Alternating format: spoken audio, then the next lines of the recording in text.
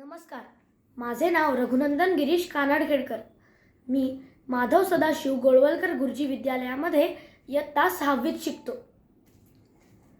महाराष्ट्राचे आराध्य दैवत छत्रपती शिवाजी महाराजांना वंदन करतो. छत्रपतींनी जेव्हा स्वराज्य स्थापन केले तेव्हा त्यांना अनेक तत्वनिष्ठ व एकनिष्ठ मावळे मिळाले. त्यातल्याच एका मावळ्याची गोष्ट आज मी तुम्हाला सांगणार आहे. गोष्टीचे नाव आहे नियमप्रिय सावळ्या तांडेल.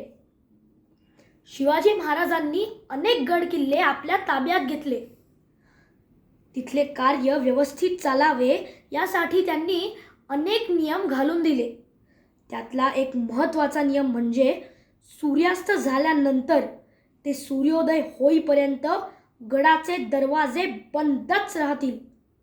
हा नियम सगळ्या गडांवर काटेकोरपणे पाळला जात होता. असंच एके दिवशी एका गडावर सावळ्या तांडेल नावाचा मावळा पहारा देत होता. सूर्यास्त झाल्यानंतर किल्लेदार सावळ्याजवळ आला. तो त्याला म्हणाला, सावळ्या, कोणीही आलं तरी दरवाजा उघडायचा नाही. थोड्या वेळाने अंधार झाला.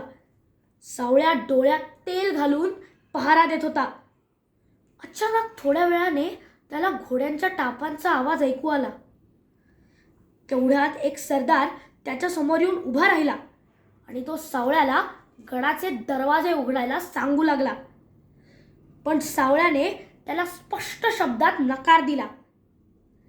महाराजांची आज्ञा आहे, त्यामुळं गडाचे दरवाजे उघडता येणार नाही. बराच वेळ दोघांची हुज्जत चालली होती. शेवटी त्या सरदाराने चिडून म्यानातून तलवार उपसली. तो सावळ्याला म्हणाला, अरे मी सरदार नाही, मी छत्रपती शिवाजी महाराज आहे. तरीही सावळ्याने दार उघडायला नकार दिला. तो म्हणाला, प्रत्यक्ष शिवाजी महाराज जरी असलात तरी गडाचे दरवाजे उघडणार नाही म्हणजे नाही. नियम म्हणजे नियम. मित्रांनो, तो सरदार म्हणजे दुसरा तिसरा कोणी नसून खुद्द छत्रपती शिवाजी महाराज होते.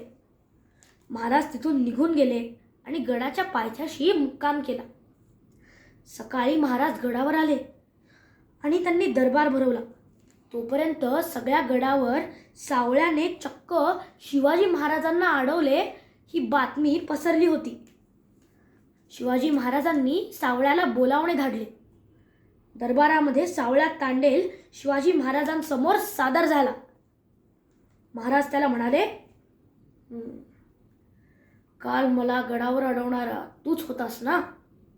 सावळ्या म्हणाला, क्षमा असावी महाराज, मी फक्त नियमांचे पालन करत होतो. तुम्ही द्याल ती शिक्षा मला मान्य आहे. महाराज प्रसन्नतेने त्याला म्हणाले, अरे मी तुला शिक्षा करायला नाही तर तुझे कौतुक करायला बोलवले आहे.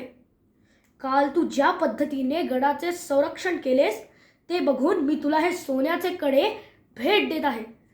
असे म्हणून महाराजांनी स्वतःच्या हातातले कडे सावळ्याच्या हातात घातले. तर मित्रांनो, असे होते आपले छत्रपती शिवाजी महाराज आणि त्यांचे मावळे. जय भवानी, जय शिवाजी. धन्यवाद.